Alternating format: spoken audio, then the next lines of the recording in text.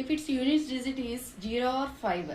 So ఏ number అయినా సరే మనం చూడగానే అది 5తో డివిజిబుల్ అవుతుందా లేదా ఎలా తెలుస్తుందంటే ఆ ఇచ్చిన నెంబర్లో యూనిట్స్ ప్లేస్ అనేది 0 కానీ 5 కానీ ఉన్నట్లయితే ఆ నెంబర్ అనేది 5తో డివిజిబుల్ అవుతుందని మనం కన్సిడర్ చేయొచ్చు.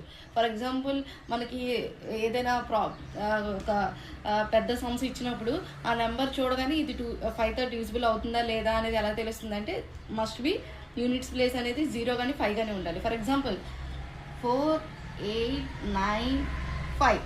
సో ఈ నెంబర్ మనం చూడగానే ఏం తెలుస్తుంది? 5 డివిజిబిలిటీ రూల్ ఏంటి? యూనిట్స్ ప్లేస్లో 0 కానీ 5 కానీ ఉన్నట్లయితే ఆ నెంబర్ 5తో డివిజిబుల్ అయిపోతుంది. సో ఈ నెంబర్ అనేది పక్కగా మనకి 5తో డివిజిబుల్ అవుతుంది. సో అసలు అవుతుందా లేదా మనం చెక్ చేద్దాం.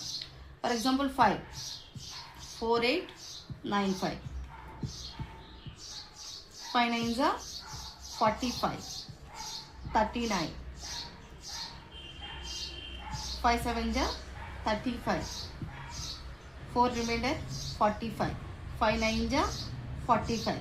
రిమైండర్ 0. సో గివెన్ నెంబర్ అనేది మనకి 5తో డివిజిబుల్ అయ్యింది. సో అదేవిధంగా ఫర్ ఎగ్జాంపుల్ 280. సో ఈ నెంబర్ 5తో డివిజిబుల్ అవుతుందా లేదా?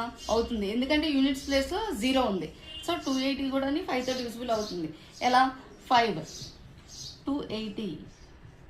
5 5s are 25. 5 6 are 30. సో ఈ నెంబర్ కూడా 5తో డివిజిబుల్ అవుతుంది. For example 281. ఈ నెంబర్ డివిజిబుల్ అవుతుందా లేదా? అవ్వదు, ఎందుకంటే యూనిట్స్ ప్లేస్లో 0 కానీ 5 కానీ లేదు కాబట్టి ఈ నెంబర్ అనేది 5తో డివిజిబుల్ అవ్వదు. ఎందుకు అవ్వదు? 5 281. 5 5s are 25 and 31. 5 6 are 30. So remainder 1. So this number is not divisible by 5.